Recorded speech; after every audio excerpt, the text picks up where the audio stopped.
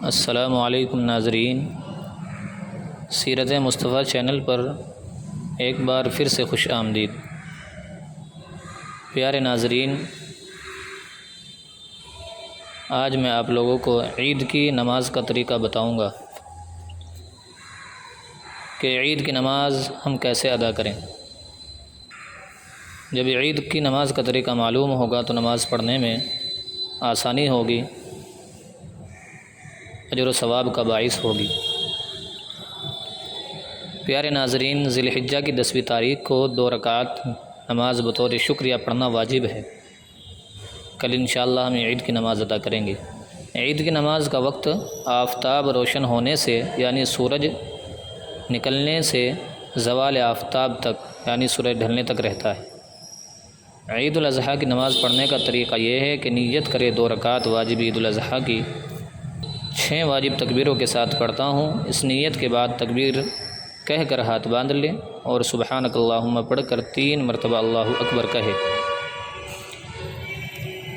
اور ہر مرتبہ مثل تکبیر تحریمہ کے دونوں ہاتھ کانوں تک اٹھائے، بعد تکبیر کے ہاتھ چھوڑ دے، اور تیسری تکبیر کے بعد ہاتھ نہ چھوڑے بلکہ ہاتھ باندھ لے۔ پھر قرات کے وقت مقتدی خاموش کھڑا رہے، امام کے ساتھ رکوع اور سجدہ کرے۔ دوسری رکعت میں امام الحمد شریف اور سورت پڑھ کر رکوع میں جانے سے پہلے 3 تکبیریں کہے گا تو مقتدی بھی پہلے کی طرح 3 تکبیریں کہے اور تیسری تکبیر کے بعد ہاتھ نہ باندھے بلکہ چھوڑے رکھے، اور پھر چوتھی تکبیر کہہ کر رکوع میں چلا جائے۔ عید کا خطبہ پڑھنا مثل جمعہ کے شرط و فرض نہیں ہے بلکہ سنت ہے، مگر سننا جمعہ کے خطبے کی طرح واجب ہے۔ اگر کسی کو عید کی نماز نہ ملی ہو، سب پڑھ چکے ہوں تو تنہا نماز نہیں پڑھ سکتا۔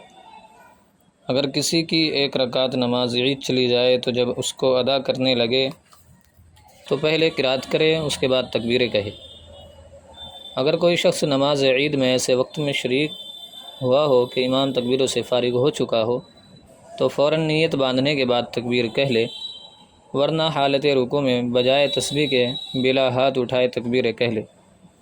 اگر تکبیروں سے ابھی فراغت نہیں ہوئی تھی کہ امام نے سر اٹھا لیا تو یہ بھی کھڑا ہو جائے، اور جس قدر تکبیریں رہ گئی ہیں وہ سب معاف ہے۔ پیارے دوستو، یہ عید کی نماز کا طریقہ اور کچھ ضروری مسائل تھے۔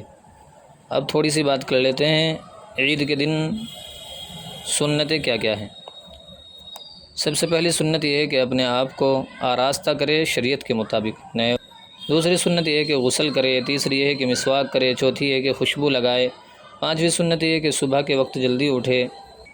6ٹھی سنت یہ ہے کہ عیدگاہ بہت سویرے جائے۔ 7ویں سنت یہ ہے کہ عیدگاہ جانے سے پہلے کچھ نہ کھائے۔ 8ویں سنت یہ ہے کہ نماز عیدگاہ میں جا کر پڑھے، شرط یہ ہے کہ کوئی عذر نہ ہو۔ 9ویں سنت یہ ہے کہ ایک راستے سے جائے دوسرے سے واپس آئے۔ 10ویں سنت پیدل چلنا ہے۔ 11ویں سنت یہ ہے کہ راستے میں اللہ اکبر لا الہ الا اللہ اللہ اکبر وللہ الحمد بلند آواز سے پڑھتے ہوئے جائے۔ عیدگاہ سے واپسی کے بعد اور کچھ کھانے سے پہلے اپنی قربانی کے گوشت سے گوشت کھائے۔ پیارے دوست، امید کرتا ہوں کہ آپ لوگوں کو سمجھ میں آ گیا ہوگا۔ اس ویڈیو کو زیادہ سے زیادہ اپنے دوستوں میں شیئر کریں تاکہ وہ بھی ان ضروری مسائل کو جان سکے اور عید کا طریقہ جان سکے۔ پھر ملتے ہیں ایک نئی ویڈیو کے ساتھ، تب تک اپنا خیال رکھیں۔ السلام علیکم۔